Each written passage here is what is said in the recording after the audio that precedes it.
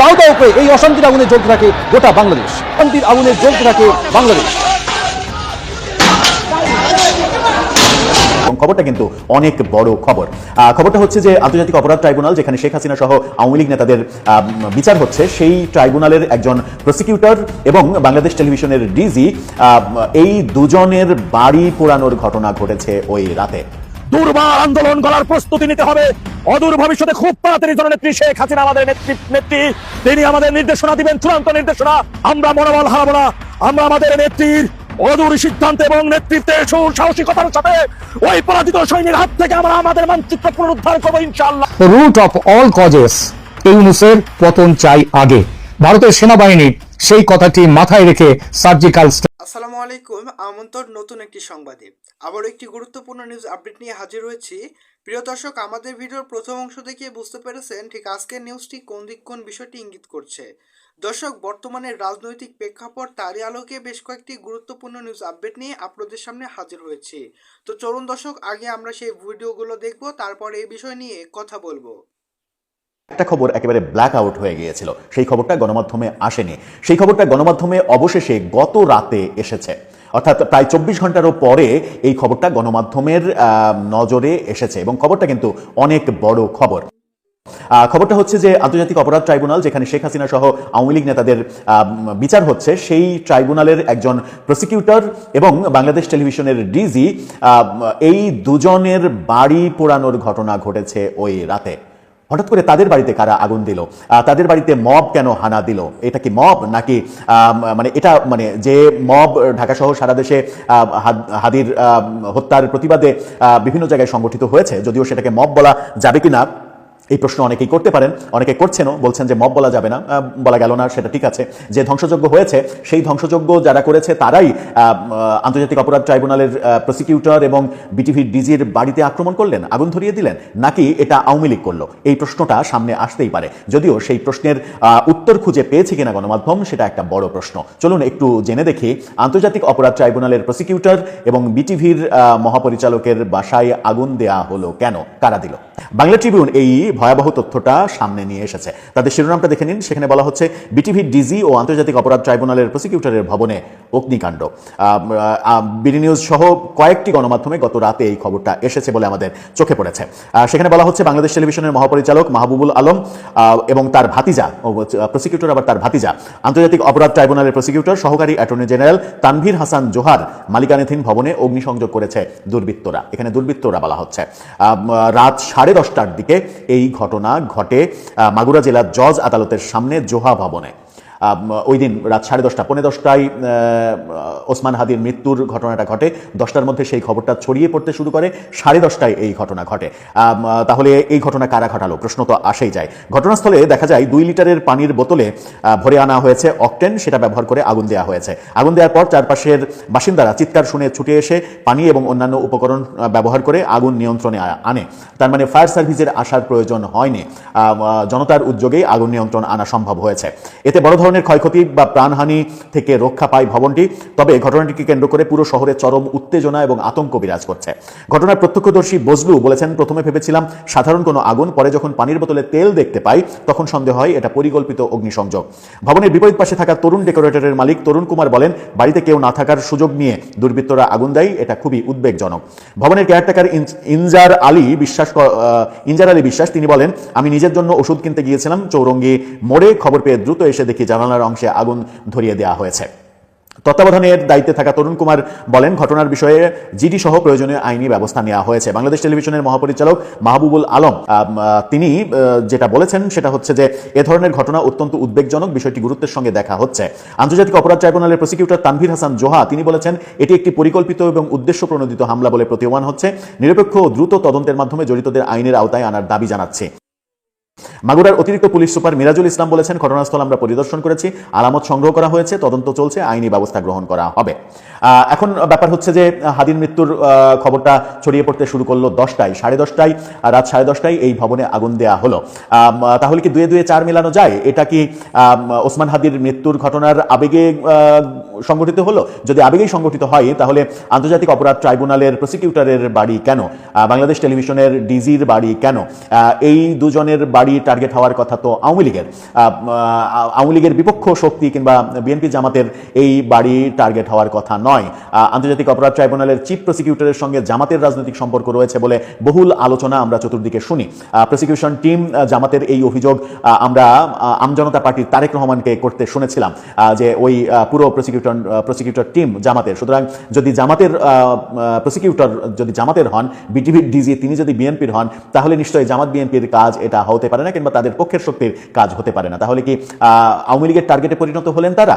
ব্যাপারটা যেহেতু মীমাংসিত নয়, শুধুমাত্র আমরা মানে সন্দেহ করেই বলতে পারি, কিন্তু সেই সন্দেহটা করাটাও কতটা উচিত হবে তথ্য প্রমাণ ছাড়া, সেটা একটা বড় প্রসঙ্গ। কারণ বাংলাদেশে কোন ঘটনা কারা ঘটাচ্ছে, কোন স্বার্থে, কোন ঘটনার পরিপ্রেক্ষিতে কোন ঘটনা ঘটছে, এটা বলা এই মুহূর্তে অনেক বেশি দুরূহ হয়ে পড়েছে। কারণ আমরা দেখলাম যে প্রথম আলো ডেইলি স্টারে যে আক্রমণ হলো, সেই আক্রমণটাকে হাদি করতে করতে আক্রমণটা করা হলো। হাদির মানে মৃত্যুর খবরে আবেগতাড়িত হয়ে এই কাজটা করা হলো। যারা করলেন তারা দাবি করলেন যে হাদির শোকেই তারা এটা করছে, এটা মব না। আবার হাদির শোকে তো মানে শোকাগ্রস্ত এনসিপিও, কিন্তু এনসিপি সেটাকে ডিজোন করছে, ডিজোন করে বরং সেখানে উদ্ধারে যাচ্ছে, সেখানে গিয়ে আবার ফিরে আসতে বাধ্য হচ্ছে, মানে গিয়ে ভাবগতি খারাপ দেখে ফিরে আসতে বাধ্য হচ্ছে গাড়িতে চড়ে। তার মানে হচ্ছে যে একটা উভয় সংকট। আদতে কোন ঘটনায় কারা মানে জড়িত, কারা কোন ঘটনা ঘটাচ্ছে, এর মাঝে তৃতীয় কোনো স্বার্থান্বেষী মহল ঢুকে পড়ছে কিনা, এর মানে পরিসমাপ্তিতে আসা, এই সিদ্ধান্তের পরিসমাপ্তিতে আসা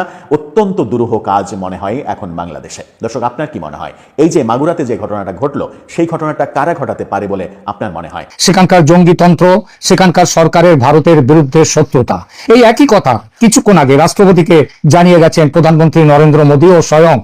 পরিস্থিতি জানেন বলে সিডিএস ও এনএসএ যখন সব বর্ণনা করছেন, রাষ্ট্রপতি মহোদয়া মাথা নেড়ে সমর্থন করছেন। তারপর একসময় তিনি বললেন, আপনাদের মতো আমিও মনে করি এবার ব্যবস্থা নেওয়ার সময় এসে গেছে।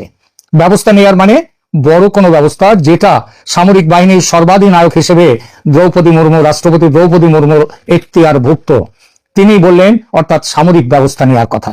কবে, কখন, কিভাবে আপনারা অপারেশন করবেন, সার্জিক্যাল স্ট্রাইক করবেন না যুদ্ধ, কোনটা করবেন তা নির্ধারণ করার পুরো অধিকার আমি আপনাদের বিবেচনার উপরে ছেড়ে দিচ্ছি।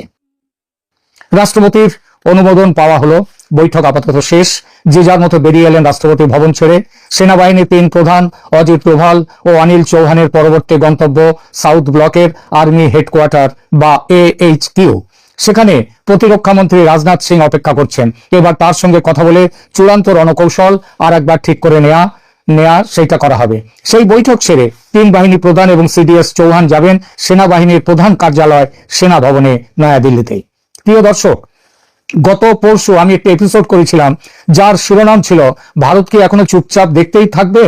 ইনকিলাব মঞ্চের ওসমান আলী হত্যাকাণ্ডের পর বাংলাদেশের সরকারের প্রত্যক্ষ প্ররোচনা ও মদতে যেভাবে ভারতের বিরুদ্ধে তীব্র কুকথার আক্রমণ চলছে, যেভাবে ভারতীয় হাই কমিশনকে আক্রমণের লক্ষ্যবস্তু করা হচ্ছে, যেভাবে হিন্দুরা নতুন করে ও আরো বড় করে আক্রান্ত হচ্ছে, যেভাবে দীপু দাস নামের হিন্দু যুবককে ইসলাম অবমাননার মন গড়া ও মিথ্যা ধোয়া তুলে প্রকাশ্যে নৃশংসভাবে হত্যা করা হয়েছে, এসব দেখে ভারতের সহ্যের সীমা টুটেছে।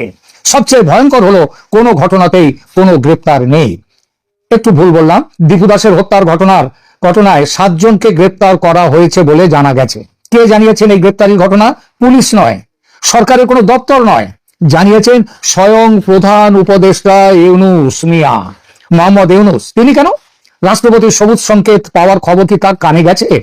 তাতে কি শেষ রক্ষা হবে, শান্ত হবে ভারত?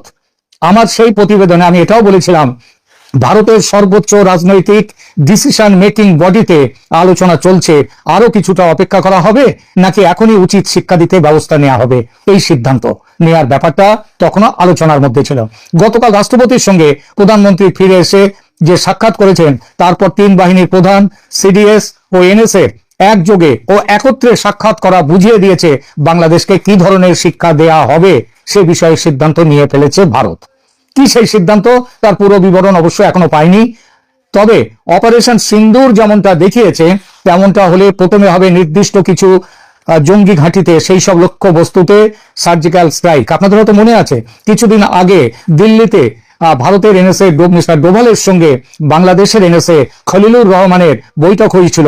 তারপর আবার কয়েকদিনের মধ্যে আবার ডোভাতেও বৈঠক বসেছিল, সেখানে আমেরিকার প্রতিনিধিরাও ছিলেন। এসব খবর আপনারা জানেন। তো সেই সময় বাংলাদেশকে ভারতের এনএসএ অজিত ডোভাল বেশ কিছু জঙ্গি ঘাঁটি, তাদের ঠিকানা, তাদের লোকেশন সবকিছু জানিয়ে দিয়েছিলেন। তো সার্জিক্যাল স্ট্রাইক এখন হলে সেই সার্জিক্যাল স্ট্রাইকের আওতায় বেশ কিছু জঙ্গি ঘাঁটি যেমন থাকবে, তেমনই থাকতে পারে যমুনায় ইউনূসের বাসভবনও। হয়তো এই খবরটাও পেয়ে গেছে বাংলাদেশের সেনা, তারাও এটা ভাবছে। তার জন্য এখন ড্রোন উড়িয়ে মাঝে মাঝেই ইউনূসের যমুনার উপরে নজরদারি চালাচ্ছে বাংলাদেশের সেনা। তো যাই হোক, আল শামস, আল বদর, আনসারুল বাংলা টিম, জামাত, এদের জঙ্গিদের চেয়েও মোহাম্মদ ইউনূস যে আরো বড় জঙ্গি এবং জঙ্গিদের সংরক্ষক, ভারত বর্তমানে সেই পাকা সিদ্ধান্তে পৌঁছেছে এবং বুঝেছে ইউনূসের পতন না হলে বাংলাদেশের বর্তমান জঙ্গিতন্ত্র খতম হবে না। এটা ভারত দৃঢ়ভাবে মনে করে। সুতরাং রুট অফ অল কজেস, ইউনূসের পতন চাই আগে। ভারতের সেনাবাহিনী সেই কথাটি মাথায় রেখে সার্জিক্যাল স্ট্রাইক চালাবে। তবে শুধু সার্জিক্যাল স্ট্রাইক করে থেমে যাবে ভারত এমন মনে করার কোনো কারণ নেই। ইউনূস বিদায় নিলে ইউনূসের মতের ও পথের আর কাউকে ক্ষমতায় বসাতে পারে জামায়াতের শীর্ষ নেতারা ও তাদের পৃষ্ঠপোষক পাকিস্তান এবং কিছুটা আমেরিকা। সেই ব্যক্তি চেহারায়, পোশাকে, আশাকে, কথায়, বার্তায় জামাতি হবেন না, তবে চিন্তাধারায় জামাতি, মানসিকতায় জামাতি, ঘোর মৌলবাদী ও ভারত বিরোধী। তিনি হবেন গোঁফ দাড়িবিহীন মৌলবাদী বুদ্ধিজীবী, এই নোবেল জয়ী ইউনূসের মতন। আমার দেশ পত্রিকার মাহমুদুর রহমানের মতো ভেগধারী কারোর নাম কিন্তু ঘুরছে বাজারে ইতিমধ্যে। বিভিন্ন গোয়েন্দা সূত্র জানাচ্ছে এমনিতেই মোহাম্মদ ইউনূসকে আর রাখতে চায় না জামাত, তার থেকে যতটা নেওয়া হয়ে গেছে। সুতরাং প্রকাশ্যে স্বরাষ্ট্র উপদেষ্টা জাহাঙ্গীর আলম চৌধুরী ও আইন উপদেষ্টা আসিফ নজরুলের বিরুদ্ধে যেমন অপসারণ ও তাদের জুতা পেটা করার দাবি উঠেছে, তেমন দাবি ইউনূসের নামে এখনো পর্যন্ত না উঠলেও সেই প্রক্রিয়া কিন্তু পরোক্ষে শুরু হয়ে গেছে। জামাতের অসন্তুষ্টির বড় কারণ ইউনূস নির্বাচন ডেকে জামাতের কথা অমান্য করেছে। তবে ওসমান হাদির খুনের ব্যবস্থা করে ও দেশব্যাপী বিক্ষোভ আন্দোলনের সাহায্যে নির্বাচন অনির্দিষ্টকালের জন্য যাতে স্থগিত রাখা যায়, সেই চেষ্টা সম্ভবত জেনারেল ওয়াকারুজ্জামানের সঙ্গে জোট বেঁধে সেই চেষ্টা করে ইউনূস ড্যামেজ কন্ট্রোলের কিছুটা চেষ্টা চালাচ্ছেন। জামাত তাই এখনো প্রকাশ্যে ইউনূস বিরোধী বয়ান তুলছে না এবং দেখবেন, খেয়াল করবেন, ওয়াকারুজ্জামানের বিরুদ্ধেও এখন আদৌ কোনো কথা বলছে না জামাত। তবে যে কোনো মুহূর্তে সব দায় ইউনূসের ঘাড়ে এবং ওই ওয়াকারুজ্জামানের ঘাড়ে চাপিয়ে হাত ধুয়ে ফেলতে পারে তারা। শেখ হাসিনার শাসনকে ফ্যাসিস্ট শাসন আখ্যা দিয়ে যে বুদ্ধিজীবীরা, সংবাদ মাধ্যমগুলো শেখ হাসিনাকে কাঠগড়ায় তুলেছিল দিনের পর দিন, তারা ডক্টর সঞ্জিদা খাতুনের বহু পরিশ্রমে তৈরি ছায়ানটের ধ্বংস হওয়া দেখে আজ বুঝেছেন ফ্যাসিজম কাকে বলে। যে প্রথম আলো আর ডেইলি স্টার লাগাতার হাসিনা বিরোধী প্রচারণা চালিয়ে গেছে, তাদের দপ্তরে আগুন লাগার পর এখন তারাও বুঝছে ফ্যাসিস্টদের চেহারা কেমন হয়। জুলাই বিপ্লবের অন্যতম মশাল বাহক উদীচী, তারাও এখন নিশ্চয়ই বুঝতে পারছে আসল ফ্যাসিস্ট কে, হাসিনার আমল নাকি এই আমল।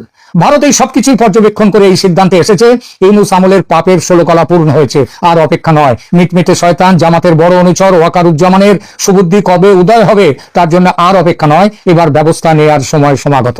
সেই ব্যবস্থা নেওয়ার সবুজ সংকেত দিয়ে দিলেন সেনাবাহিনীর সর্বাধিনায়ক ভারতের রাষ্ট্রপতি মাননীয়া দ্রৌপদী মুর্মু। আগেই বলেছি, কড়া বার্তা দিতে প্রথমে সার্জিক্যাল স্ট্রাইক, কিন্তু একই সঙ্গে পরিকল্পনায় আছে চিকেন স্নেক চওড়া করে এলিফ্যান্ট স্নেক করা।